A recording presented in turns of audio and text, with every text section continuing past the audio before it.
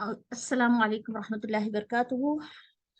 رب اشرح لي صدري ويسر لي أمري واحلل عقدة من لساني يفقه قولي رب زدني علما رب زدني علما رب زدني علما اللهم إني أسألك علما نافعا وعملا متقبلا ورزقا طيبا اللهم انفعنا بما علمتنا وعلمنا ما ينفعنا وزدنا علما اللهم إني أعوذ بك من علم لا ينفع ومن قلب لا يخشع ومن نفس لا تشبع ومن دعوة لا يستجاب لها اللهم علمنا رشدنا وعزنا من شرور أنفسنا اللهم أرنا الحق حقا وارزقنا اتباعه وأرنا باطلا باطلا وارزقنا اجتنابه آمین یا رب العالمین۔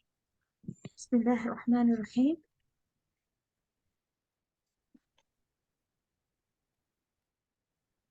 آج کا ہمارا ٹاپک ہے اسراء والمعراج۔ جیسا کہ آپ لوگوں کو پتا ہے کہ معراج کا مہینہ، معراج کا موضوع رجب کے مہینے سے جڑا ہوا ہے، جس کا ذکر قرآن مجید میں اس جگہ آیا ہے۔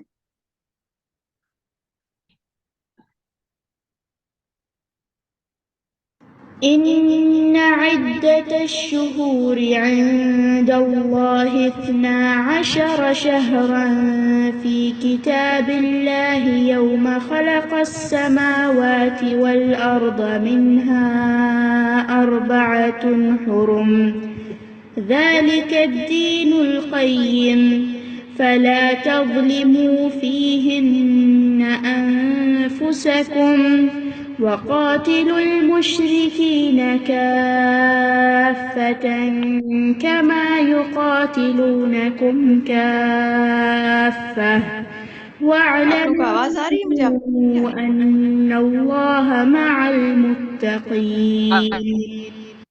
سب کو آواز آ رہی ہے نا؟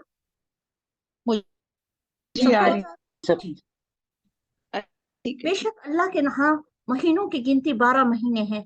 اللہ کی کتاب میں جس دن سے اللہ نے زمین اور آسمان پیدا کیے ہیں، ان میں سے 4 عزت والے مہینے ہیں۔ یہی سیدھا دین ہے، سوا ان میں اپنے اوپر ظلم نہ کرو، اور تم سب مشرکوں سے لڑو جیسا وہ سب تم سے لڑتے ہیں، اور جان لو کہ اللہ پرہیزگاروں کے ساتھ ہے۔ یہ رجب کا مہینے کا ذکر اس میں محترم مہینوں کے حساب سے آیا ہے قرآن میں، جیسا کہ آپ لوگ جانتے ہیں کہ یہ سورہ توبہ کی آیت ہے۔ رجب کا مہینہ حرمت والا مہینہ ہے۔ رسول اللہ صلی اللہ علیہ وسلم نے فرمایا سال کے 12 مہینے ہیں، جس میں سے 4 حرمت والے ہیں، 3 پے در پے آتے ہیں، ذوالقعدہ، ذوالحجہ اور محرم، اور رجب جو جمادی الاخر اور شعبان کے درمیان آتا ہے۔ رجب کے معنی تعظیم کرنا بھی ہے، یعنی عظمت والا۔ اس کی عظمت دور جاہلیت میں بھی اس کی عظمت تھی، اسلام نے بھی اس کو عزت نصیب کی اور کہا کہ یہ مہینہ حرمت والا مہینہ ہے۔ اس مہینے کے تعلق سے حضور صلی اللہ علیہ وسلم نے یہ ضرور بتایا کہ یہ حرمت والا مہینہ ہے، اس میں جیسے قرآن کی آیت میں آپ دیکھ رہے ہیں، نہ اپنے اوپر ظلم کرو، نہ اپنے نفسوں پر ظلم نہ کرو، یعنی کوئی گناہ نہ کرو، کوئی ایسے کام نہ کرو۔ اور اس کی عبادتوں کی بھی بڑی فضیلت ہے کہ آپ اپنے زیادہ سے زیادہ عبادتیں کریں اور زیادہ سے زیادہ اپنے صدقات کریں، جو نیکی ہو سکے آپ اس میں زیادہ کریں۔ اس کا ذکر تو آپ کو احادیث میں ملے گا، لیکن ہمارے یہاں جو ہے رجب کے مہینے کو شب معراج کے ساتھ جوڑا جاتا ہے، اور اکثر بس اسی کے ساتھ ہی ہم اس کو جانتے ہیں، حالانکہ اس کی بہت سی اور فضیلتیں ہیں۔ اس کی فضیلتیں پورا مہینہ اس کی فضیلتیں ہیں، کیونکہ یہ ایک محترم مہینہ ہے۔ تو اب ہم جانتے ہیں کہ رجب میں معراج کب ہوئی۔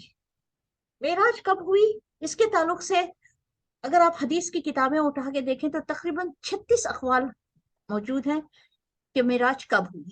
کسی کا کہنا ہے کہ رمضان میں ہوئی ہے، کوئی کہتے ہیں کہ جیسے ہجرت سے 6 مہینے پہلے ہوئی ہے، کسی کا کہنا ہے کہ ذوالحجہ میں ہوئی ہے۔ تو یہ سارے اقوال تقریباً 36 اقوال ہیں، لیکن زیادہ معروف، زیادہ جانے جانے والی جو 27 رجب ہے، اس کے تعلق سے کوئی یقینی بات نہیں کہی جا سکتی، یہ بھی ایک قول ہے جس کو ہم جانتے ہیں کہ 27 رجب۔ ہجرت، ہاں اتنا ضرور ہے کہ یہ ہجرت سے پہلے اور عام الحزن کے بعد ہوئی۔ عام الحزن آپ لوگ جانتے ہوں گے، سیرت نبوی کا جو آپ صلی اللہ علیہ وسلم کا جو سال، جس سال میں بی بی خدیجہ اور حضرت ابو طالب کا انتقال ہوا تھا، اس سال کو عام الحزن کہا جاتا ہے، غم کا سال کہا جاتا ہے۔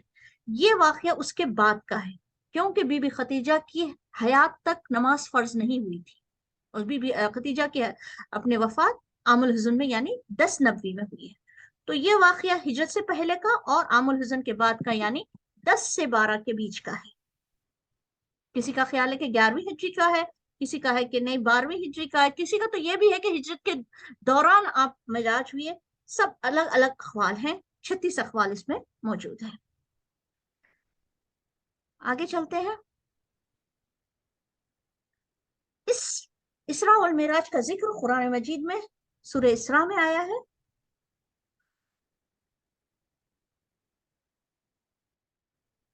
سبحان الذي أسرى بعبده ليلا من المسجد الحرام إلى المسجد الأقصى الذي باركنا حوله لنريه من آياتنا إنه هو السميع البصير۔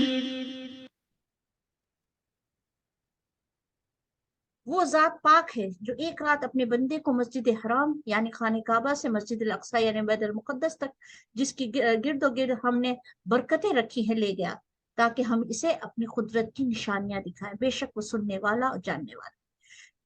مین پوائنٹ دیکھیں آپ، یہاں پر جو بتایا گیا ہے، اللہ تعالیٰ نے صرف اس جگہ پر صرف اسراء کا ذکر کیا ہے، جس میں مسجد الاقصی سے مکے سے مسجد الاقصی لے جایا گیا تھا۔ لِنُرِيَهُ مِنْ آیاتنا، اس کا مقصد کیا بتایا گیا؟ قرآن نے کیا کہا اس کا مقصد؟ لِنُرِيَهُ آیاتنا، تاکہ ہم دکھائیں اسے اپنی آیات۔ اس کا ذکر اور ایک جگہ آیا ہے قرآن میں، ہم آگے چلیں گے انشاءاللہ بتایا جائے گا۔ واقعہ یہ ہے کہ کہتے ہیں آپ صلی اللہ علیہ وسلم جس رات معراج ہوئی ہے، اس رات آپ صلی اللہ علیہ وسلم مکہ میں حتیم کے پاس سو رہے تھے۔ اس میں بھی تھوڑا سا اختلاف ہے کہ حتیم کے پاس سو رہے تھے یا گھر میں سو رہے تھے، بہرحال آپ اپنے بستر پر سو رہے تھے۔ اب میں جہاں جہاں آپ کو بتاتی جاؤں گی وہاں پر حدیث کا آپ کو انشاءاللہ ریفرنس بھی دیتی جاؤں گی۔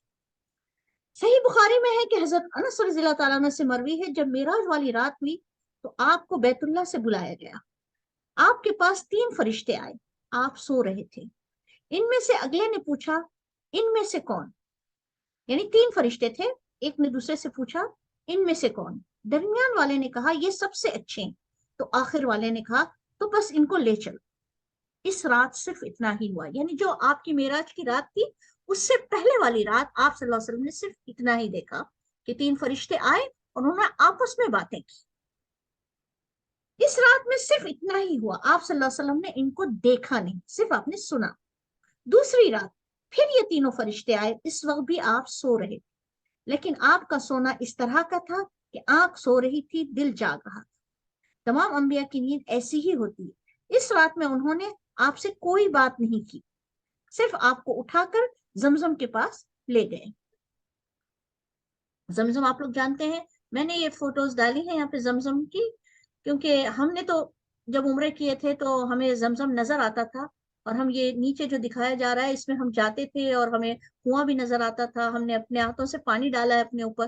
لیکن اب آج کی جنریشن کو یہ نظر نہیں آتا ہے کیونکہ اب وہ بند کر دیا گیا، اب تو ٹیپس لگا دیے گئے ہیں۔ تو ایک دیکھنے کے لیے میں نے صرف اس کی پکچر ڈالی ہے کہ زمزم کے کنواں، زمزم کے کنویں کے پاس جب آپ کو لٹایا گیا، یہاں سے جبرائیل نے اپنا کام سنبھالا اور سینے مبارک کو گردن تک شاق کیا۔ یہ شق صدر کا دوسرے ٹائم کا واقعہ ہے۔ پہلا بار آپ کا شق صدر ہوا تھا جب آپ 6 سال کے تھے اور بی بی حلیمہ کے گھر تھے، اس وقت ایک بار ہوا تھا آپ کا شق صدر، یہ سیکنڈ ٹائم ہوا ہے۔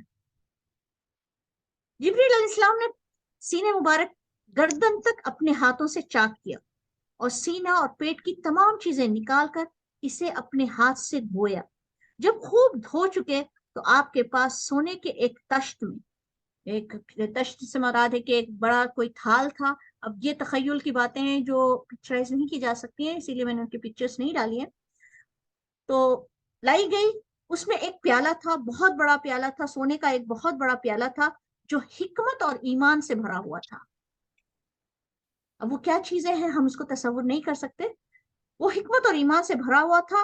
اسے آپ کے سینے اور گلے کے رگوں کو پر کر دیا گیا، یعنی اس کو آپ کے سینے کے اندر ڈال دیا گیا اور سینے مبارک کو پھر سے دوبارہ سی دیا گیا۔ یہ صحیح بخاری کی روایت ہے۔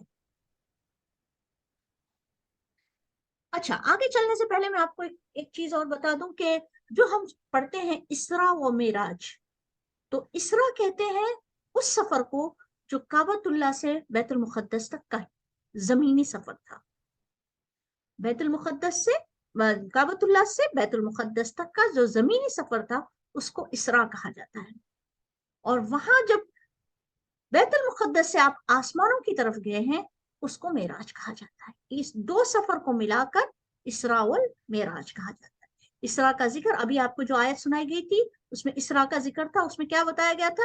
لِنُرِيَهُ مِنْ آیَاتِنَا، تاکہ ہم دکھائیں آپ کو اپنی نشانیاں. اور یہ اسرا کا سفر، اس کا ذکر قرآن میں موجود ہے. معراج کا ذکر اپنے سورہ نجم میں آئے گا آگے انشاءاللہ. یہاں پر صرف اسرا کا ذکر آیا اس قرآن میں، سورہ اسرا کے آئے، سورہ بنی اسرائیل. جہاں سے آپ کو لے جایا گیا ایک اندازے کے لیے صرف میں نے یہ ڈالا ہے کہ کتنا اپنے ڈسٹینس ہے، تو تقریباً 1200 کے 400 تقریباً کلومیٹر کا فرق ہے یہاں سے مکہ سے جیروسلم کا. یہ آپ نے طے کیا تھا، یہ سفر آپ نے طے کیا تھا. اگر آج کوئی فلائٹ لی جائے تو تقریباً 1 گھنٹہ 40 منٹ کا اس کا ڈیوریشن ہوتا ہے. پھر آپ کے پاس ایک تیز رفتار سواری لائی گئی جس کا نام براق تھا. براق نبی صلی اللہ علیہ وسلم جس جانور پر سوار ہوئے تھے وہ ایک سفید رنگ کا جانور تھا جو گدھے سے بڑا اور گھوڑے کے بچے سے چھوٹا تھا. اکثر لوگ اس کے گھوڑا بنا کر ایک پکچر سے بنا کر ڈالتے ہیں، وہ میں نے پسند نہیں کیا ڈالنا کیونکہ کسی نے دیکھا نہیں ہے. پھر وہ جانور کیسا تھا، کیا پتا وہ شیر کی شکل کا تھا یا پتا نہیں کیا وہ گھوڑے کی شکل کا تھا، کوئی ایکسپلینیشن نہیں آیا ہے. صرف اتنا بتایا گیا کہ وہ ایک سفید جانور تھا جو گدھے سے بڑا تھا اور گھوڑے سے چھوٹا تھا اور بہت تیز رفتار تھا، جو اپنی نظر پر قدم رکھتا تھا، یعنی جہاں اس کی نظر پڑتی تھی وہاں اس کا قدم جاتا تھا. جب نبی صلی اللہ علیہ وسلم کے سامنے جبرائیل نے اس پر بیٹھنے کو کہا تو وہ کسی قدر شوخی دکھانے لگا، یعنی تھوڑا سا ہچکنے لگا. جبرائیل نے اس سے کہا آپ صلی اللہ علیہ وسلم سے زیادہ کوئی محترم اور مکرم نہیں جو تجھ پر سوار ہوا. یہ سن کر براق عرق ہو گیا اور پسینہ پسینہ ہو گیا. یہ ترمذی کی روایت ہے. آپ صلی اللہ علیہ وسلم نے اس پر سوار ہو گئے، آپ صلی اللہ علیہ وسلم اس پر سوار ہو گئے. حضرت جبرائیل آپ کے ہم رکاب تھے. اب یہاں سے سفر شروع ہوا. سب سے پہلے آپ آگے بڑھے تو اپنے ایک کھجور کے درخت والے ایک میدان دیکھا. یہ سب سے پہلے آپ مدینہ سے گزرے، یہ ایک کھجور کے درخت والا مکان آپ کو دکھایا گیا. جبریل علیہ السلام نے کہا آپ یہاں اتر کر 2 رکعت ادا کریں. آپ صلی اللہ علیہ وسلم نے 2 رکعت پڑھی پھر آگے بڑھے. یعنی اس کی نشانی صرف یہ تھی کہ یہاں پر بہت سارے کھجور کے درخت دکھائے گئے. پھر وہاں سے آگے بڑھے.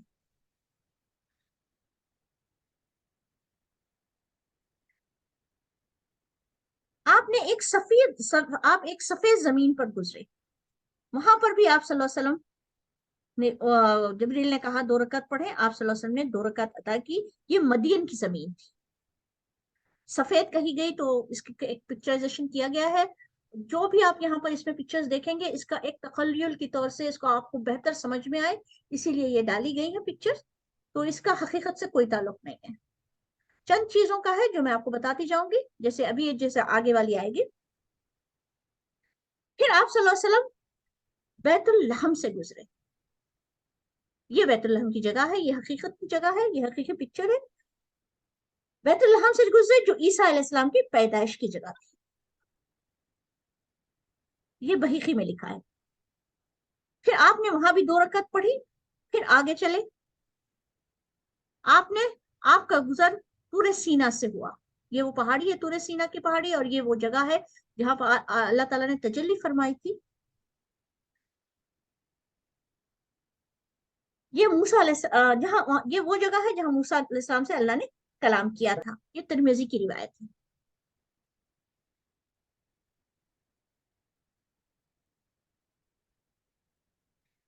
اب یہاں سے آپ کو نشانیاں دیکھنے میں، یہاں کے بعد آپ ایک عبرتناک واقعہ دیکھے گئے جو تفسیر ابن کثیر سے لیا گیا ہے. اب جو آپ آگے جو واقعے سنیں گے یہ تفسیر ابن کثیر کے واقعے ہیں. اور یہاں پر آگے بڑھنے سے پہلے ایک چیز میں سب کلیئر کرنا چاہوں گی کہ یہ سفر میں آپ صلی اللہ علیہ وسلم نے اتنی عبرتناک چیزیں دیکھی، جنت دیکھی، دوزخ دیکھی، جنت میں جانے والوں کے بھی ذکر سنا، دوزخ میں جانے والوں کا بھی ذکر سنا، اور جتنی سزائیں یہاں پر بتائی گئی اس میں کہیں بھی کسی مشرک، کافر، منافق کا ذکر نہیں ہے۔ یعنی یہ سارے وہ اعمال بتائے گئے جن کی کیا سزائیں ہیں جو امت مسلمہ میں ہے، ان گناہوں کی کیا کیا سزائیں ہیں یہ بتائی گئی۔ یہاں پر کہیں بھی کافر، مشرک، منافق کسی کا ذکر نہیں، یہ امت مسلمہ کا ذکر ہے۔ آپ صلی اللہ علیہ وسلم ایک قوم پر سے گزرے جو کھیت کاٹتی تھی اور پھر وہ ویسا کا ویسا ہو جاتا تھا۔ آپ صلی اللہ علیہ وسلم نے جبریل سے پوچھا یہ کون لوگ ہیں؟ جبریل علیہ السلام نے بتایا یہ خدا کے راستے کے مجاہدین ہیں جن کی نیکیاں 700 گنا تک بڑھتی ہیں، پھر جو خرچ کرتے ہیں اس کا بدلہ پاتے ہیں۔ اللہ کی راہ میں جہاد کا مطلب زبان سے جہاد، قلم سے جہاد، ہاتھ سے جہاد، مال کا جہاد، سب جہاد شامل ہے۔ یہ ان کا اجر دکھایا گیا۔ پھر آپ آگے بڑھیں۔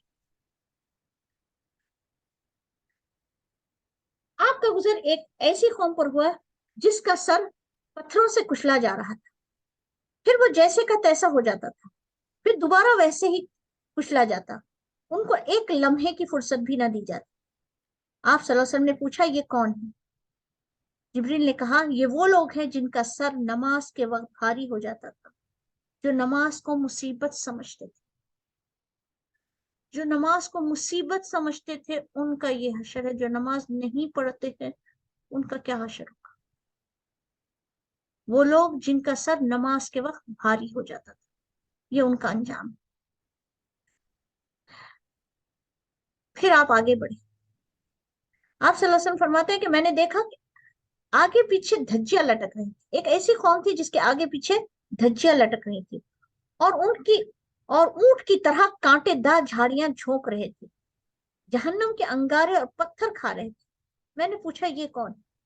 جبریل علیہ السلام نے فرمایا یہ اپنے مال کی زکوٰۃ نہ دینے والے لوگ ہیں۔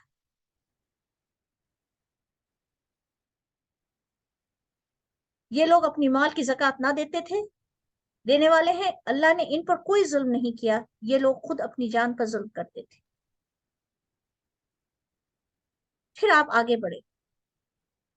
پھر ایسے لوگوں کو دیکھا جن کے سامنے آگے ہانڈی میں صاف گوشت ہے اور دوسرے میں خبیث گوشت، یعنی گندا گوشت۔ یہ اس اچھے گوشت سے تو روک دیے گئے ہیں اور سڑے اور بدبودار گوشت کو کھا رہے ہیں۔ آپ صلی اللہ علیہ وسلم نے پوچھا یہ کون؟ جبریل علیہ السلام نے فرمایا یہ وہ مرد ہیں جو اپنی حلال بیویوں کو چھوڑ کر حرام عورتوں کے پاس رات گزارتے تھے، اور یہ وہ عورتیں ہیں جو اپنے حلال شوہروں کو چھوڑ کر دوسرے مردوں کے پاس رات گزارتی تھی۔ پھر آپ آگے بڑھے۔ پھر آپ نے دیکھا ایک راستے میں ایک لکڑی ہے جو ہر کپڑے کو پھاڑ دیتی ہے اور ہر چیز کو زخمی کر دیتی ہے۔ آپ صلی اللہ علیہ وسلم نے پوچھا جبریل یہ کون ہے؟ جبریل نے کہا یہ آپ کے ان امتیوں کی مثال ہے جو راستہ روک کر بیٹھ جاتے تھے۔ پھر یہ آیت پڑھی لا تقعدوا فی کل صراط، یعنی ہر راستے پر لوگوں کو خوفزدہ کرنے اور اللہ کی راہ سے روکنے کے لیے بیٹھا نہ کرو۔ پھر آپ آگے بڑھے۔ پھر آپ نے دیکھا ایک شخص ہے بہت بڑا ڈھیر جمع کیا ہوا ہے جسے اٹھا نہیں سکتا، پھر بھی وہ اور بڑھا رہا ہے۔ آپ صلی اللہ علیہ وسلم نے پوچھا یہ کون؟ جبریل نے فرمایا آپ کی امت کا وہ شخص ہے جس پر لوگوں کے حقوق اس قدر ہیں کہ وہ ہرگز ادا نہیں کر سکتا، تاہم اور حقوق چڑھایا جا رہا ہے اور امانتیں لے رہا ہے۔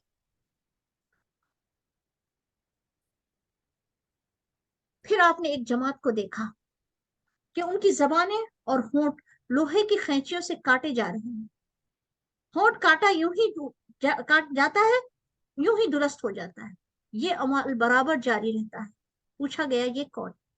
جبریل نے کہا یہ فتنے کے واعظ اور خطیب ہیں، یعنی جو لوگوں میں فتنہ پھیلاتے تھے، ایسا کلام بولتے تھے، ایسی باتیں پھیلاتے تھے جس کی وجہ سے لوگوں میں فتنہ پھیلتا تھا۔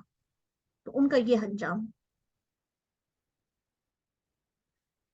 پھر آپ نے دیکھا کہ چھوٹے سے پتھر کے سوراخ میں سے بڑا سا بیل نکل رہا ہے، پھر لوٹانا چاہتا ہے پر نہیں جا سکتا۔ آپ صلی اللہ علیہ وسلم نے پوچھا جبریل یہ کون؟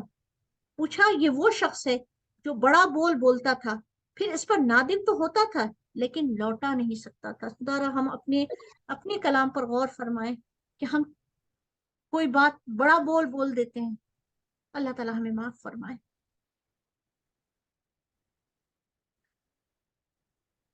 پھر آپ صلی اللہ علیہ وسلم نے ایک وادی میں پہنچے، خوشبودار اور سکون اور راحت کی ہوائیں تھی۔ یہ سن کر آپ صلی اللہ علیہ وسلم نے پوچھا یہ کون سی جگہ ہے؟ جبریل نے کہا یہ جنت کی آواز ہے، وہ کہہ رہی ہے خدا مجھ سے اپنا وعدہ پورا کر، میرے بالا خانے ریشم موتی مونگے سونا چاندی نہر پانی دودھ وغیرہ وغیرہ نعمتیں بہت زیادہ ہو گئی ہیں، اب ان کو استعمال کرنے والے لے آ۔ اس کو خدا کی طرف سے جواب ملا، ہر مرد اور عورت جو مجھ پر اور میری نبی پر ایمان رکھے گی، نیک عمل کرے گی، میرے ساتھ کسی کو شریک نہیں کرے گی، کسی کو میرے برابر نہیں کرے گی، وہ سب تجھ میں داخل۔ سن، جس کے دل میں میرا خوف ہو محفوظ ہے، جو مجھ سے سوال کرتا ہے وہ مجھ سے محروم نہیں رہتا، جو مجھے قرض دیتا ہے میں اسے بدلہ دیتا ہوں، جو مجھ پر توکل کرتا ہے میں اسے عنایت کرتا ہوں۔ میں سچا معبود ہوں، میرے سوا کوئی معبود نہیں، میرے وعدے خلاف نہیں ہوتے، مومن نجات یافتہ ہے، اللہ تعالیٰ بابرکت ہے جو سب سے بہتر خالق ہے۔ یہ سن کر جنت نے کہا اب میں خوش ہو گئی۔ یہاں پر ایک اور بات، اللہم انی اسألک الجنہ، اللہم انی اسألک الجنہ، اللہم انی اسألک الجنہ، اعوذ بک من النار، اعوذ بک من النار، اعوذ بک من النار۔ میں آپ سب سے ایک اور حدیث شیئر کرنا چاہ رہی ہوں اس جگہ پر، کہ حدیث شریف میں آتا ہے کہ جو شخص دن میں 3 بار جنت کا سوال کرتا ہے اور دوزخ سے پناہ مانگتا ہے تو جنت خود اس کے لیے دعا کرتی ہے کہ اللہ تو اس کو مجھ میں داخل کر، اور دوزخ خود اس کے لیے دعا کرتی ہے کہ اللہ تو اس کو مجھ سے پناہ میں رکھ۔ بہت چھوٹی سی دعا ہے، اللہم انی اسألک الجنہ۔ اس دعا کو آپ سجدوں میں مانگا کریں، یا پھر نماز ختم ہوتی ہے نماز کے اختتام پر مانگا کریں، یہ جو بھی یعنی دعاؤں کے قبول ہونے کے اوقات ہے ان میں دن میں کم سے کم ایک بار اللہم انی اسألک الجنہ کی دعا ضرور پڑھا کریں، کیونکہ یہ دعا ایسی دعا ہے جو 3 بار پڑھنی ہے، اور اس کے بعد جنت خود آپ کے لیے دعا کرے گی، دوزخ خود آپ سے پناہ مانگے گی۔ اللہم انی اسألک الجنہ یہ بھی پڑھا جا سکتا ہے، اس کے کئی اور دعائیں آئی ہیں ایسی، اللہم انی اسألک الرضا کا وہ جنت الفردوس کا سوال کریں۔ بہرحال جو بھی ہو، آپ جنت کا سوال جب بھی کریں کم سے کم 3 بار کریں، اعوذ بک من النار، اعوذ بک من النار۔ پھر آپ ایک دوسری وادی میں پہنچے جہاں بہت بری اور بھیانک اور مکروہ آوازیں آ رہی تھی اور سخت بدبو تھی۔ آپ صلی اللہ علیہ وسلم نے فرمایا یہ کون سی جگہ ہے، یہ کیا ہے؟ جبریل نے کہا یہ جہنم کی آواز ہے جو کہہ رہی ہے خدایا مجھ سے اپنا وعدہ پورا کر، مجھے وہ دے، میرے توخ، میری زنجیر، میرا لہو، میرا پیپ، میرا عذاب سزا کے سامان بہت ہو گئے ہیں، میری گہرائی بہت زیادہ ہے، میری آگ بہت ہے، مجھے وہ دے جس کا مجھ سے وعدہ ہوا ہے۔ اللہ تعالیٰ نے فرمایا ہر کافر، خبیث، منکر اور بے ایمان مرد اور عورت تیرے لیے۔ یہ سن کر جہنم راضی ہو گئی۔ امام بحیقی نے ابن عباس سے روایت کیا ہے کہ نبی صلی اللہ علیہ وسلم نے فرمایا معراج میں مجھے ایک مقام سے نہایت ہی مست خوشبو آئی، میں نے پوچھا یہ خوشبو کس کی ہے؟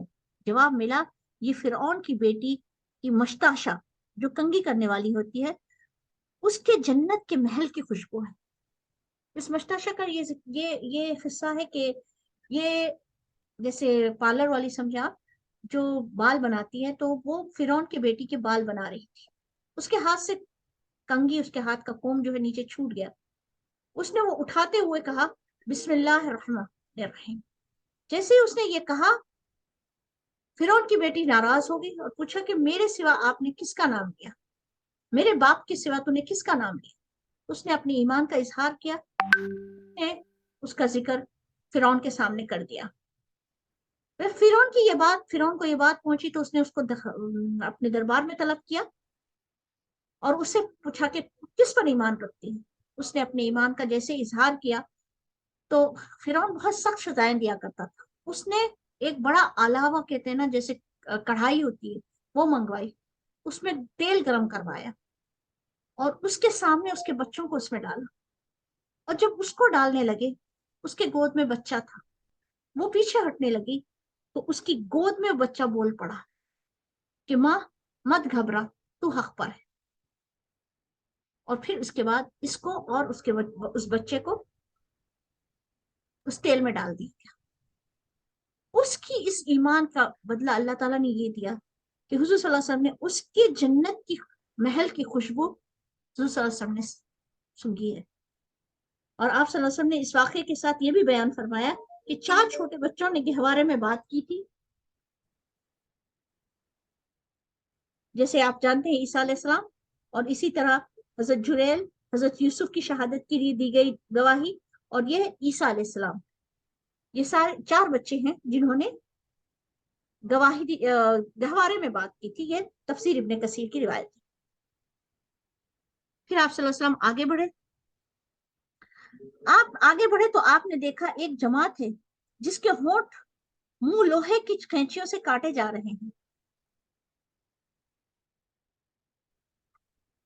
یہ بادشاہوں اور امیروں کے وہ مخبر ہیں. آپ صلی اللہ علیہ وسلم نے پوچھا یہ کون ہے؟ جبریل نے کہا یہ بادشاہوں اور امیروں کے وہ مخبر ہے جو رعایا کی طرف سے جھوٹی خبریں پہنچا کر لوگوں پر ظلم کراتے تھے, یعنی لوگوں پر غلط الزام لگوا کر ان پر ظلم کرانے والوں کا یہ انجام. پھر آپ صلی اللہ علیہ وسلم فرماتے ہیں میں نے ایک اور گروہ کو دیکھا جس کا منہ سیاہ, اس کے نیچے کا ہونٹ زمین پر پڑا ہوا ہے, گھسیٹ رہا ہے, اور اوپر کا ہونٹ سر پر تھا, اور لہو اور پیپ اس کے منہ سے جاری تھا, جس کی بدبو سے میدان سڑا جا رہا تھا. آپ صلی اللہ علیہ وسلم نے پوچھا یہ کون ہے؟ جبریل نے فرمایا یہ شراب خور ہے, شراب پینے والوں کا یہ انجام ہے.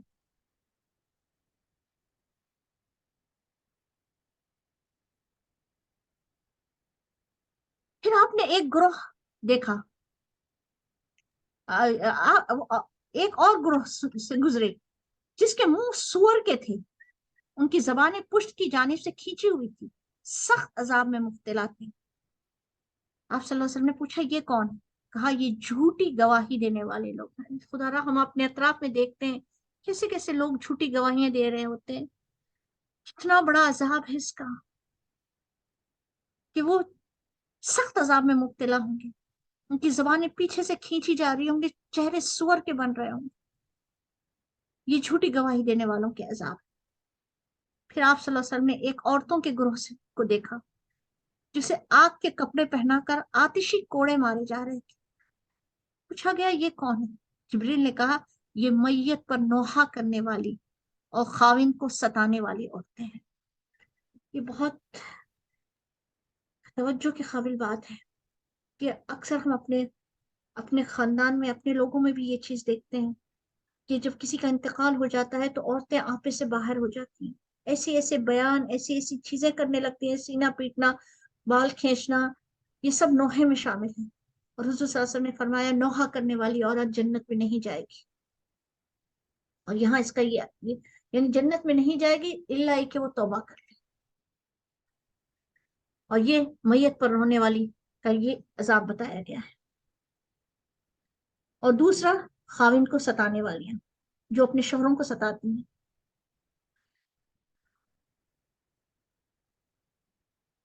پھر آپ صلی اللہ علیہ وسلم فرماتے ہیں کہ میرا گزر ایک اور قوم سے ہوا جس کے منہ کالے تھے, ان کے سینے پر آگ کے طبق رکھے جا رہے تھے, رال کے کپڑے پہنے ہوئے تھے جن سے آگ لپٹ رہی تھی, ملائکہ ان کو مار رہے تھے. جبریل نے پوچھا, حضور صلی اللہ علیہ وسلم نے پوچھا یہ کون؟ جبریل نے فرمایا یہ گانے بجانے والے لوگ ہیں جو توبہ کیے بغیر مر گئے. بہت توجہ سے سنیں اس بات, گانے بجانے والے وہ لوگ جو توبہ کیے بغیر مر گئے. آج ہمارے گھر گھر میں یہ گانا بجانا عام ہو گیا. اللہ محفوظ رکھے, اللہ ہماری امت کو ہدایت دے, ہماری امت کے नौजवानों को हिदायत दे, दिन और रात शैतान ने उनको ऐसे मुज़य्यन किया हुआ है, कानों से पॉट्स नहीं हटते हैं, दिन और रात गाने और इसी किस्म की चीजों में मुब्तला रहते हैं। खुदा हमारी उम्मत का क्या होगा। यानी कितना सख्त अजाब बताया जा रहा है। मैं फिर से दोबारा पढ़ के सुना रही हूँ।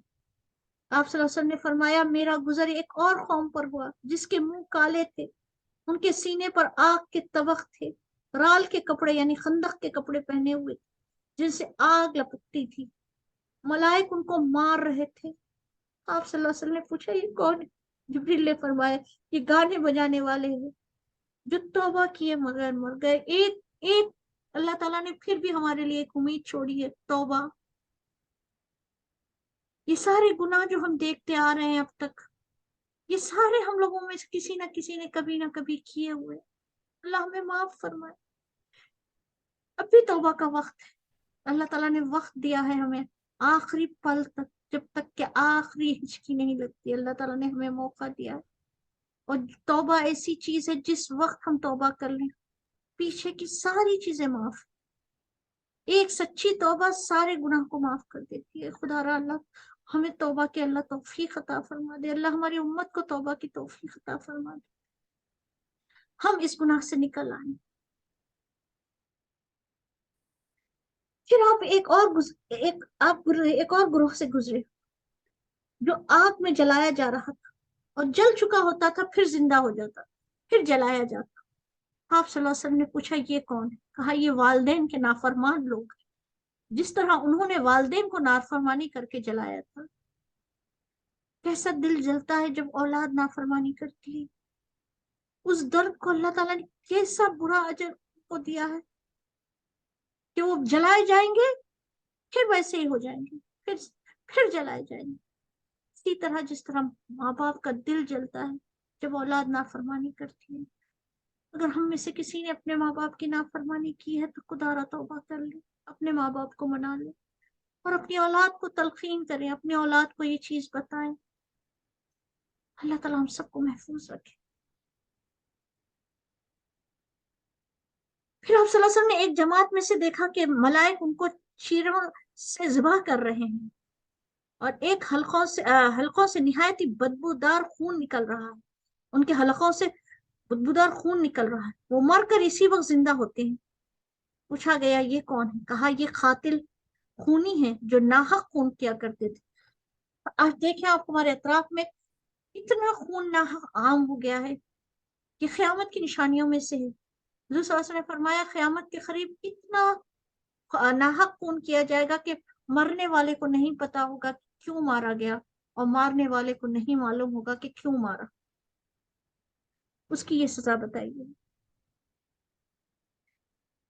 फिर आप सल्लल्लाहु अलैहि वसल्लम ने एक जमात को पहाड़ के बीच में पिसते हुए देखा। पूछा गया, ये कौन है? कहा, ये मगरूर और मुतकब्बिर लोग हैं। आपको ये हदीस तो पता ही होगी कि जिसके दिल में जर्रा बराबर भी गुरूर होगा वो जन्नत में दाखिल नहीं होगा। और जो मुतकब्बिर है उनका ये हाल होगा कि वो, जिस तरह ये पहाड़ है, पहाड़ के बीचों बीच पिसे जा रहे होंगे, उनको रोज क़यामत तक इसी तरह तोड़ा जाएगा।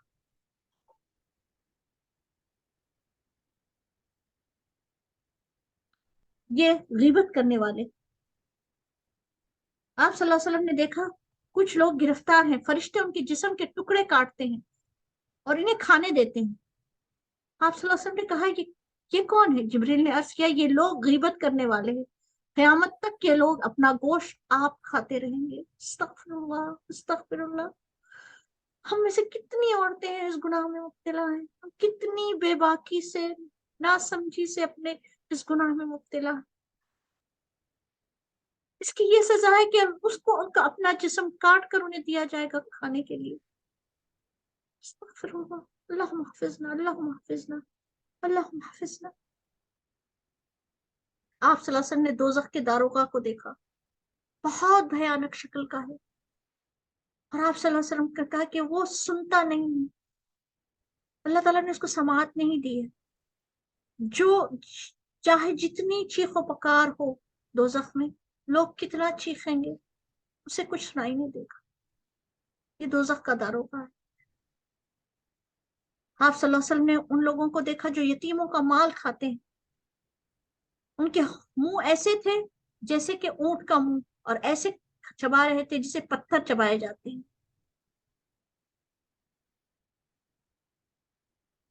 پھر آپ صلی اللہ علیہ وسلم نے ایک شخص کو دیکھا جو اپنا اتنا بڑا پیٹ ہے کہ اس سے سنبھالا نہیں جاتا، اور وہ اسے خود اٹھانے کی کوشش کر رہا.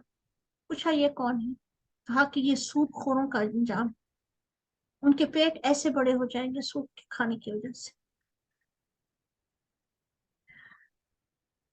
کہتے ہیں آپ صلی اللہ علیہ وسلم، ابو سعید سے بحیقی میں روایت ہے کہ آپ صلی اللہ علیہ وسلم کو 2 پیالے پیش کیے گئے، ایک دودھ اور ایک شراب. آپ نے دودھ پسند کیا تو جبریل نے کہا آپ نے فطرت پائی، آپ کو ہدایت ملی اور آپ کی امت کو بھی.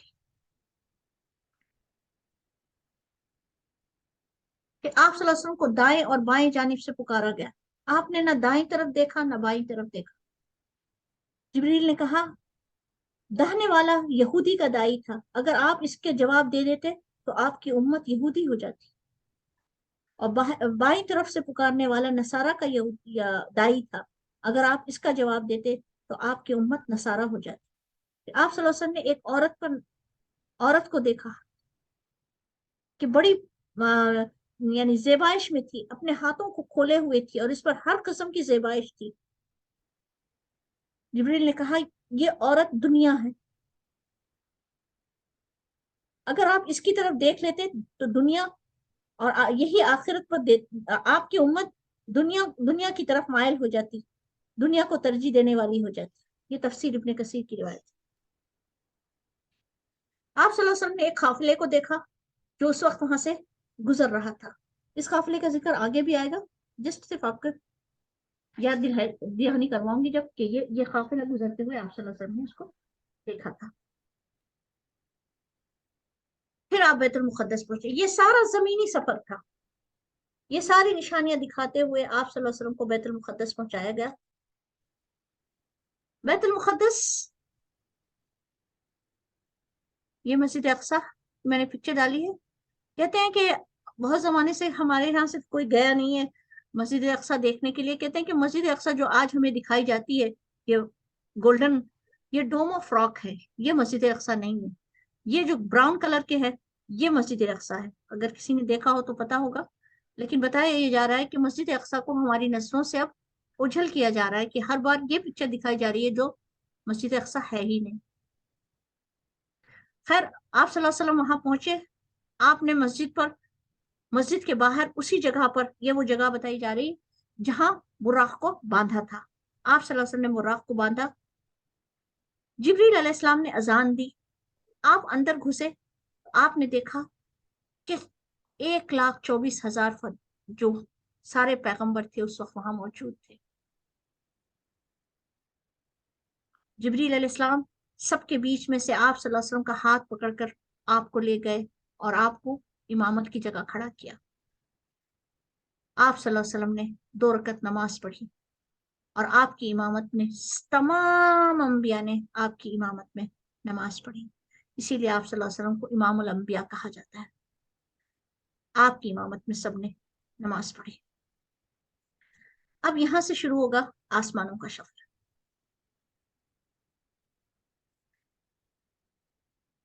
یہاں سے آپ اوپر گئے ہیں، اسی براق سے آپ اوپر گئے ہیں. جب آپ پہلے آسمان پر پہنچے، اب یہ سارے آسمانوں کی میں نے آپ کو ڈیٹیل ڈالی ہے سامنے اسکرین پر. پہلے آسمان پر جب آپ پہنچے ہیں، آسمان کا دروازہ بند تھا. جبریل علیہ السلام نے دروازہ کھٹکھٹایا. اندر سے فرشتے نے پوچھا کون ہے؟ جبریل نے کہا میں جبریل ہوں. انہوں نے کہا آپ کے ساتھ کون ہے؟ انہوں نے کہا نبی محمد صلی اللہ علیہ وسلم ہے. تو انہوں نے پوچھا کیا بلائے گئے ہیں؟ تو جبریل علیہ السلام نے کہا ہاں بلائے گئے. تب انہوں نے دروازہ کھولا. فرشتوں نے آپ کو مرحبا کہا. آپ کو کہا آپ بہت اچھے ہیں اور بہت اچھے آئے. تب آپ پہلے آسمان کے اندر گئے. آپ نے آدم علیہ السلام کو دیکھا. آدم علیہ السلام تو آپ نے سلام، جبریل علیہ السلام نے کہا کہ یہ آدم ہے، آپ ان کو سلام کیجیے۔ نبی صلی اللہ علیہ وسلم نے سلام کیا، آدم علیہ السلام نے آپ کے سلام کا جواب دیا اور کہا فرزند صالح، یعنی نیک بیٹے۔ پھر آپ کی نبوت کا اقرار کیا۔ آدم علیہ السلام کے اطراف میں بہت سی پرچھائیاں تھیں، وہ سیدھی طرف دیکھتے تو ہنستے اور بائیں طرف دیکھتے تو روتے۔ پوچھا گیا تو جبریل نے بتایا کہ ان کی سیدھی طرف ان کی نیک امت ہے، اس کو دیکھتے ہیں تو ہنستے ہیں، اور بائیں طرف ان کی بد امت ہے، بد اولاد ہے، تو اس کو دیکھتے ہیں تو روتے ہیں۔ یہاں سے پھر آپ اور آگے بڑھے، دوسرے آسمان پر گئے۔ دوسرے آسمان کے فرشتوں نے بھی اسی طرح کا سوال کیا جس طرح کہ پہلے آسمان کے فرشتے نے کیا تھا۔ جب کہا گیا کہ بلائے گئے ہیں تو پھر دروازہ کھلا، آپ صلی اللہ علیہ وسلم نے حضرت یحییٰ اور حضرت عیسیٰ علیہ السلام سے ملاقات کی۔ پھر آپ تیسرے آسمان پر گئے ہیں، یہاں پر بھی یہ ان لوگوں نے آپ کو سلام کیا، یحییٰ علیہ السلام اور عیسیٰ علیہ السلام نے سلام کیا اور آپ کی نبوت کا اقرار کیا۔ پھر آپ تیسرے آسمان پر گئے ہیں، تیسرے آسمان پر بھی وہی سوال و جواب ہوئے، پھر دروازہ کھلا، آپ صلی اللہ علیہ وسلم جب اندر گئے ہیں تو یوسف علیہ السلام کو وہاں پایا۔ آپ صلی اللہ علیہ وسلم کا کہنا ہے کہ جب میں نے معراج میں یوسف کو دیکھا تو اللہ تعالیٰ نے جتنی خوبصورتی کو پیدا کیا ہے اس کا نصف حصہ یوسف کو دیا، یعنی بے انتہا خوبصورت۔ وہاں بھی انہوں نے بھی سلام علیک کی، پھر آگے بڑھے، انہوں نے بھی آپ کی نبوت کا اقرار کیا، اور پھر چوتھے آسمان پر گئے ہیں، وہاں پر ادریس علیہ السلام سے ملاقات ہوئی ہے، انہوں نے بھی برادران صالح کہا، سلام علیک کی، آپ کی نبوت کا اقرار کیا۔ پھر پانچویں آسمان پر گئے، وہاں پر ہارون علیہ السلام سے ملاقات ہوئی، انہوں نے بھی برادران صالح کہا، سلام علیک کی اور آپ کی نبوت کا اقرار کیا۔ پھر چھٹے آسمان پر گئے ہیں، وہاں پر موسیٰ علیہ السلام، موسیٰ علیہ السلام سے بھی سلام علیک ہوئی، انہوں نے بھی برادران صالح کہا، آپ کی نبوت کا اقرار کیا۔ آپ آگے بڑھنے لگے تو موسیٰ علیہ السلام رونے لگے۔ پوچھا گیا کیوں روتے ہیں؟ تو کہا یہ میرے بعد آئے ہیں، یہ نبی میرے بعد آئے ہیں، اور ان کی امت میری امت سے پہلے جنت میں داخل ہوگی۔ یہ سوچ کر وہ رونے لگے۔ وہاں سے آگے بڑھے تو ساتویں آسمان پر گئے، ساتویں آسمان پر ابراہیم علیہ السلام بیت المعمور کو ٹیک لگائے ہوئے بیٹھے ہوئے تھے۔ بیت المعمور کیا ہے؟ بیت المعمور ساتویں آسمان پر ایک کعبہ ہے، جس طرح کا کعبہ ہمارا دنیا میں ہے اسی طرح کا کعبہ آسمان پر ہے، جس پر فرشتے طواف کرتے ہیں۔ کہتے ہیں 70,000 فرشتے ہر روز اس کا طواف کرتے ہیں، اور پھر دوسری بار ان کو کبھی طواف کرنے کا موقع نہیں ملتا، یعنی اتنے زیادہ فرشتے ہیں وہاں پر کہ جو ایک بار کر لیتا ہے پھر ان کو دوبارہ موقع نہیں ملتا۔ اس بیت جو ابراہیم علیہ السلام نے کعبہ تعمیر کیا تھا، اللہ تعالیٰ نے اس کو یہ عزت نصیب فرمائی کہ وہ بیت المعمور کے پاس بیٹھے۔ وہاں پر سلام علیک ہوئی، ابراہیم علیہ السلام نے آپ کو فرزند صالح کہا، بیٹا کہا، پھر آپ کی نبوت کا اقرار کیا، اور آپ کی یہ حدیث بہت معروف حدیث ہے، ابراہیم علیہ السلام نے امت کو سلام کہا تھا۔ ابن مسعود بیان کرتے ہیں کہ رسول اللہ صلی اللہ علیہ وسلم نے فرمایا، معراج کی رات میری ملاقات حضرت ابراہیم سے ہوئی، انہوں نے کہا اے محمد صلی اللہ علیہ وسلم اپنی امت کو میری طرف سے سلام کہیے۔ سبحان اللہ، کتنی بڑی بات ہے کہ ابراہیم علیہ السلام نے ہمیں سلام بھیجا ہے۔ علیکم السلام۔ اور ان کو بتائیے کہ جنت کی مٹی بڑی عمدہ ہے اور اس کا پانی میٹھا ہے، لیکن وہ چٹیل میدان ہے، اس کی کاشتکاری کی ضرورت ہے، اور اس کی کاشتکاری سبحان اللہ والحمد للہ ولا الہ الا اللہ واللہ اکبر۔ اللہ پاک ہے، تمام تعریفیں اللہ ہی کے لیے، اور اس کے سوا کوئی الہ نہیں، اور اللہ سب سے بڑا ہے۔ یہ چیز میں آپ لوگوں کو بتانا چاہ رہی تھی کہ یہ بہت پیارے کلمات ہیں، جو شخص ایک بار یہ کلمہ پڑھ لیتا ہے اللہ تعالیٰ اس کا ایک جھاڑ جنت میں لگا دیتا ہے، اور اس جھاڑ کے بارے میں دوسرے حدیث میں اس کی تفصیل آتی ہے کہ یہ جھاڑ اتنا بڑا ہوتا ہے کہ ایک تیز رفتار گھوڑے پہ سوار 500 سال تک اگر بھاگے تب بھی اس کے سائے سے باہر نہیں نکل سکتا، اتنا بڑا جھاڑ۔ صرف ایک بار یہ کہنا سبحان اللہ والحمد للہ ولا الہ الا اللہ واللہ اکبر، آپ کا ایک جھاڑ جنت میں لگا دیا جاتا ہے۔ اور جو اس کو کثرت سے پڑھے، جو اپنا باغ وہاں پر تیار کر لے، تو انشاءاللہ اللہ تعالیٰ ان کو وہاں پر پہنچا بھی دے گا انشاءاللہ۔ تو یہ کلمات بہت پیارے ہیں جو اس کو ابراہیم علیہ السلام نے کہا کہ اپنی امت سے کہو کہ اپنی جنت میں کاشتکاری کرے۔ وہاں سے آگے بڑھے ہیں سدرۃ المنتہا، اس کا بھی پکچرائزیشن ممکن نہیں تھا تو میں نے صرف اس کی حدیث ڈال دی ہے۔ یہ ایک نورانی بیڑی کا درخت ہے جس کے جڑ چھٹے آسمان پر اور شاخیں 7ویں آسمان کے اوپر۔ اس کے پھل مقام ہجر کے مٹکوں کی طرح بڑے بڑے ہیں اور پتے ہاتھی کے کانوں کی طرح ہیں۔ یہ ایک جھاڑ کا تذکرہ آ رہا ہے۔ آپ صلی اللہ علیہ وسلم جب بڑے ہیں تو یہ بیڑی کا جھاڑ تھا، وہاں تک جبرائیل علیہ السلام آپ کے ساتھ رہے۔ اس جھاڑ کے پاس سے جبرائیل علیہ السلام نے کہا کہ اب آپ آگے جائیں، میں اس سے آگے نہیں جا سکتا۔ نبی صلی اللہ علیہ وسلم نے کہا کہ آپ ایسی جگہ مجھے چھوڑ رہے ہیں، ایسی سفر میں کوئی جگہ؟ تو جبرائیل علیہ السلام نے کہا کہ میں اگر ایک قدم بھی اس سے آگے لے جاؤں گا تو میرے پر جل جائیں گے۔ اور جو کیفیت تھی اس جھاڑ کی وہ سورہ نجم میں بیان ہوئی ہے۔ یہ سورہ نجم کی آیات ہے، یہاں پر اس کا ذکر آیا ہے۔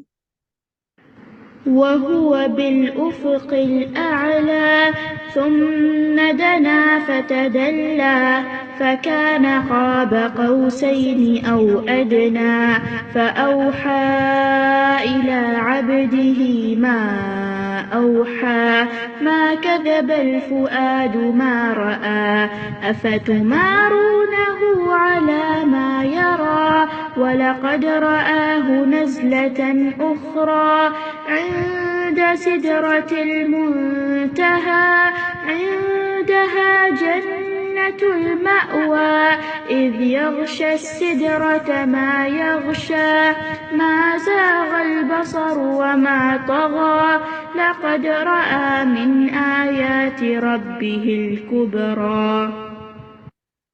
اور وہ آسمان کے نیچے کنارے پر تھا، پھر نزدیک ہوا، پھر اور بھی قریب ہوا، پھر فاصلہ 2 کمان کے برابر تھا یا اس سے بھی کم۔ پھر اس نے اللہ کے بندے کے دل میں القاء کیا جو کچھ القاء کیا، دل کی جھٹلایا نہیں، کہا جو دیکھا تھا۔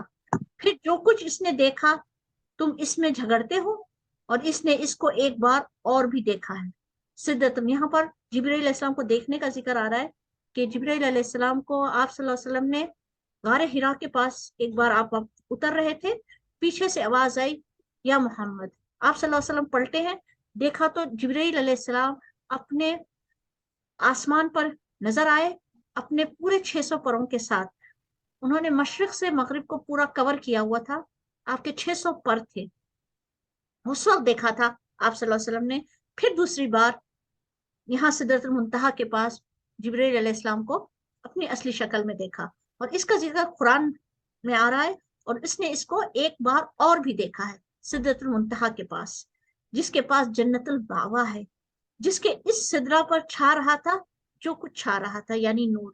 نہ تو نظر بہکی نہ حد سے بڑی، بے شک اس نے اپنے رب کی بڑی بڑی نشانیاں دیکھی۔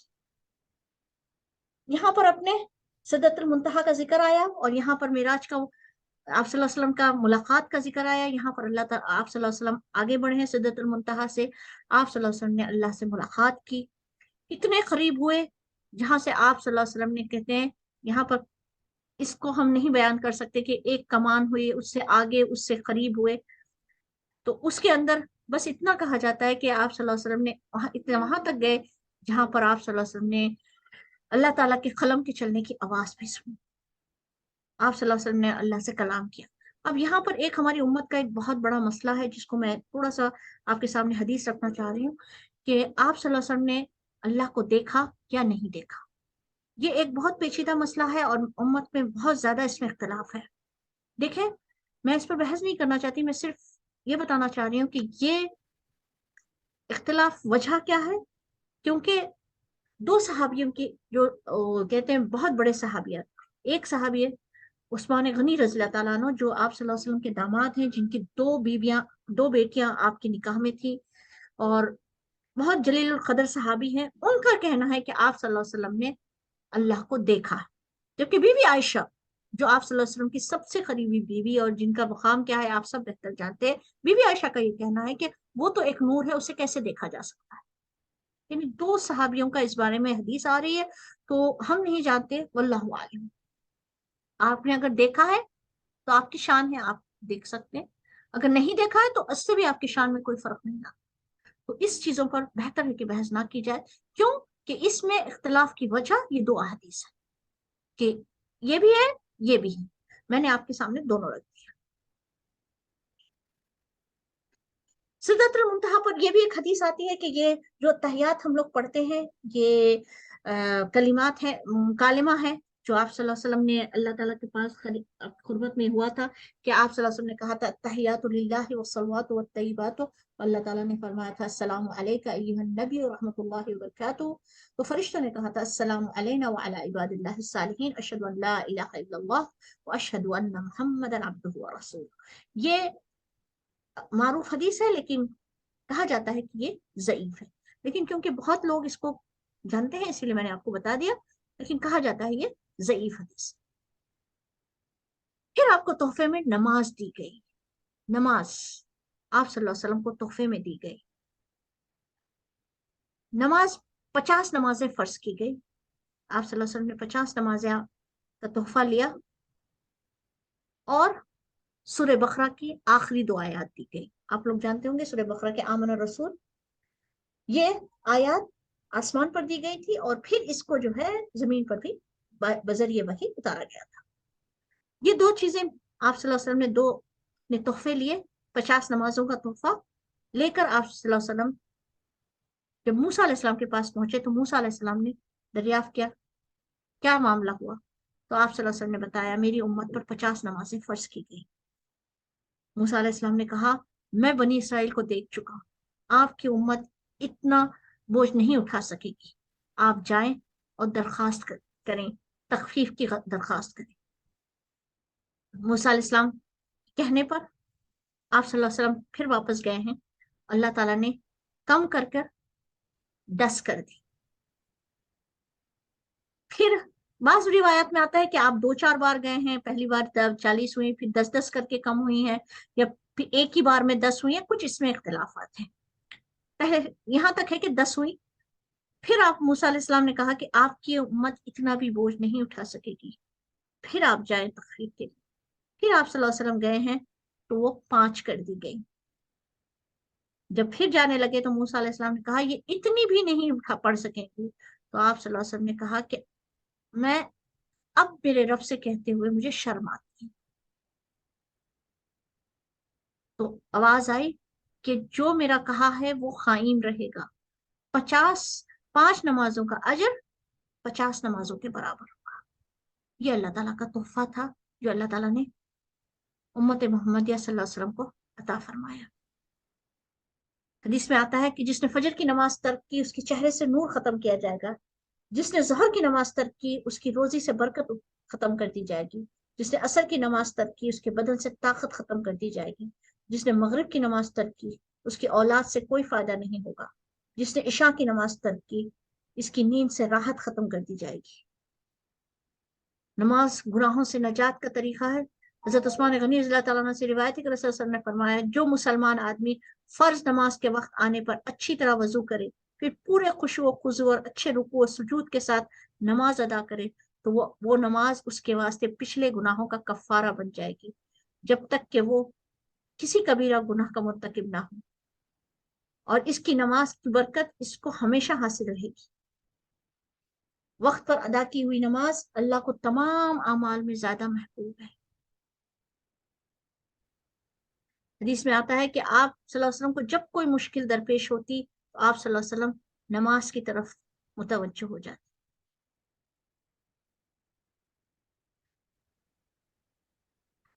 मैं इससे पहले कुछ बात नमाज के ताल्लुक से ये करना चाहूंगी कि ये एक हदीस शरीफ में आता है कि अस्सलातु मिराजुल मोमिन, नमाज मोमिन की मेराज है।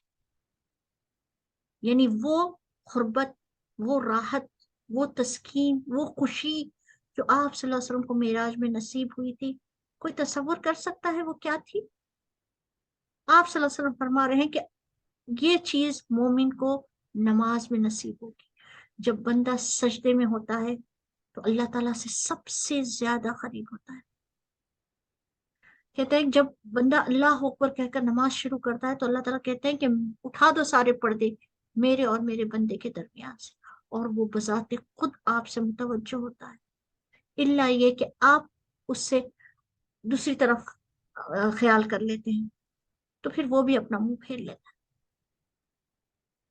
नमाज के सिजदा, यानी सजदा ये चीज है जो इंसान को अर्श, फर्श से अर्श तो पहुंचा देता है। हम नमाज फर्श पे पढ़ रहे होते हैं और हमारा सिजदा अर्श पर कबूल हो रहा होता है। आप सल्लल्लाहु अलैहि वसल्लम ने फरमाया कि सजदे में कसरत से दुआएं मांगा करो, सजदे में दुआएं कबूल होती हैं। हुजूर सल्लल्लाहु अलैहि वसल्लम की सुन्नत से बताई हुई दुआएं भी हैं, उसके सिवा भी आपको जो मसनून दुआएं याद हो, हाँ आप अपनी जबान में नहीं मांग सकते, लेकिन जो मसनून दुआएं वो आप सजदे में मांग सकते हैं, सजदे में दुआएं कबूल होती हैं। नमाज मेराज मोमिन है, खुद भी पढ़े, लोगों को भी इसकी तरफ मुतवज्जो करें और खुशी के साथ इसको अदा किया करें, इसको मुसीबत ना समझा करें। अब आगे सवाल, आप सल्लल्लाहु अलैहि वसल्लम वापस हुए तो कई लोगों ने आपका मजाक उड़ाया, कई लोगों ने आपके साथ तकजीब की, नहीं माने। तो आप सल्लल्लाहु अलैहि वसल्लम से कुछ लोगों ने आके जो है बैतुल मुक़द्दस के बारे में सवाल किया। जो बैतुल मुक़द्दस को देखा हुआ था, गए हुए थे, उन लोगों ने उसके बारे में सवाल किया, पूछा कि बैतुल मुक़द्दस कैसा है, इसकी क्या अलामतें हैं। सही मुस्लिम में आपका इरशाद नकल है कि अल्लाह ताला ने बैतुल मुक़द्दस मेरे सामने जाहिर फरमाया, और जो बातें और जो निशानियां मुशरिकीन दरियाफ्त करते थे मैं देख देख कर बताता जाता था। यूं आपकी तरदीद और तकजीब का जो जज्बा लिए हुए आए थे इसकी अक्सर नफी हो गई। यही कह सके कि जहां तक औसाफ का ताल्लुक है तो आपने बिल्कुल ठीक ठीक बयान किए। उन्होंने अपने एक काफिले का, जो काफिले का जिक्र मैंने आपको बताया था, काफिले का जिक्र मैंने आपको बताया था, आप सल्लल्लाहु अलैहि वसल्लम ने काफिला देखा है, तो उस काफिले के बारे में भी आपसे पूछा गया। उन्होंने अपने काफिले के मुतालिक भी सवाल किया जो मुल्क के शाम से आ रहा था। आपने इस काफिले के अहवाल, इसके पहुंचने का वक्त और जो ऊंट आगे आगे आ रहा था सबकी खबर दी, और जैसा आप बतलाया था ऐन इसी तरह हुआ। आपने कुछ और बातें भी बताई और बाद में आने वाले काफिलों ने इसकी तस्दीक हो गई। इस तरह जबानें बंद हो गई, मगर दिल यही सोचते रहे कि ये कैसे हो सकता है। अब भी बहुत से लोग ये सोचते हैं कि ये कैसे हो सकता है, हालांकि अल्लाह ताला हर चीज पर कादिर है, और जब वो किसी बात का इरादा कर लेता है तो उसे सिर्फ कुन कहता है और वो हो जाती है। इस वाक़े की एक बहुत प्यारी बात, एक और किस्सा भी आता है। अबू बकर सिद्दीक रज़ी अल्लाह ताला अन्हु के पास लोग गए और कहा कि सुना, आपके साहब पहले कहते थे कि वो उनके पास फरिश्ता आता है, अभी तो वो ये कह रहे हैं कि वो आसमान पर हुआ है। तो कहा कि क्या वाकई वो ये कह रहे हैं? तो कहा हाँ, कह रहे हैं कि वो आसमान पे हुआ है। तो कहा कि बिल्कुल सच कह रहे हैं। लोगों ने कहा कि आप कैसे इसका यकीन कर सकते हैं? तो कहा मेरा तो ईमान ही यह है कि वो जो कह रहे हैं वो सच कह रहे हैं। और इसी के बाद अबू बकर सिद्दीक रज़ी अल्लाह ताला अन्हु को सिद्दीक का लक़ब दिया गया। और ये भी हदीस में आता है कि जब आप वापस हुए हैं तो आपका बिस्तर गर्म था। कितनी देर बिस्तर गर्म होता है? इंसान सोकर उठे तो कितनी देर गर्म रहता है बिस्तर? आप सल्लल्लाहु अलैहि वसल्लम वापस आए हैं तो बिस्तर गर्म था और दरवाजे की कुंडी हिल रही थी। तो ये बहुत हमारे हमारे तखय्युल में इसको नहीं लाया जा सकते कितनी देर में ये सारी चीजें हुई हैं, लेकिन अल्लाह ताला जो चाहे वो करने पर कादिर है। अब एक सवाल का जवाब, क्या हमें मेराज मनाना चाहिए? मैं इस पर कोई बहस नहीं करना चाहती, ना ही मैं इस पर कोई लेक्चर देना चाहती हूँ, बस एक पॉइंट टू थिंक मैं आप सबको देना चाहती हूँ कि जैसा कि आपने सुना शुरुआत से ही कि मेराज कब हुई, पहले तो इसकी तारीख का तयन मौजूद नहीं है, बहुत इख्तलाफ है। चले मान ले सकते हैं इसको भी हो गई, अगर बहस के लिए मान भी लिया जाए। آپ صلی اللہ علیہ وسلم کی معراج عام الحزن کے بعد ہوئی، یعنی ہجرت سے پہلے ہوئی۔ ہجرت کے بعد پورا مدنی دور ہے، پورا مدنی دور ہے۔ آپ سیرت کی کوئی کتاب اٹھا کر پڑھ لیں، ایک حدیث بھی آپ کو نہیں ملے گی جس میں آپ صلی اللہ علیہ وسلم نے صحابہ سے اس رات کی کوئی عبادت بتائی ہو، یا اس رات کے جاگنے کا کوئی حکم دیا ہو، یا اس رات کو صحابہ نے کوئی اہمیت دی ہو اور اس کو جاگا ہو۔ آپ کو کہیں نہیں ملے گا۔ بس مجھے آپ کو اتنا ہی بتانا تھا کہ یہ چیزیں کہیں بھی نہیں ہے، نہ ہی نماز کے بارے میں کہیں آتا ہے، نہ ہی روزے کے بارے میں۔ یہ ضرور ہے کہ رجب بہت محترم مہینہ ہے، اس کے سارے دن اہم ہے۔ آپ چاہیں تو ساری راتیں اٹھ کے جا کے عبادت کریں، چاہیں تو سارے دن روزے رکھیں، لیکن جو مخصوص بنا لیا گیا ایک رات کو جاگ کر، ساری رات جاگ کر عبادت کریں اور پھر سارا سال ہم جو ہے نمازوں سے غافل رہیں، کیا یہ بات صحیح ہو سکتی ہے؟ ایک رات کی عبادت کر کے سوچے کہ ہم سارے گناہ معاف کروا لیا اور سارا سال پھر ہم اپنی بدماشیاں کرتے رہے۔ ہاں، دوسری راتوں کے بارے میں تو بتایا گیا، جیسا ليلۃ القدر کے بارے میں آپ صلی اللہ علیہ وسلم نے ساتھ بتایا، وہ تو حدیثوں میں، پوری حدیثوں میں، یعنی قرآن کے ثبوت کے ساتھ موجود، لیکن معراج کے بارے میں کہیں بھی ذکر موجود نہیں ہے۔ بس مجھے آپ کو اتنا ہی بتانا تھا۔ وآخر دعوانا ان الحمد للہ رب العالمین۔ سبحانک اللہم بحمدک، نشہد ان لا الہ الا انت، نستغفرک ونتوب الیک۔ جزاک اللہ خیر۔ آپ لوگوں کے کوئی سوال ہو، کوئی بات کرنی ہو تو اب آپ لوگ کر سکتے ہیں، اور میں ریکارڈنگ ایک سیکنڈ روک دوں، ذرا ہولڈ ڈاؤن کریں۔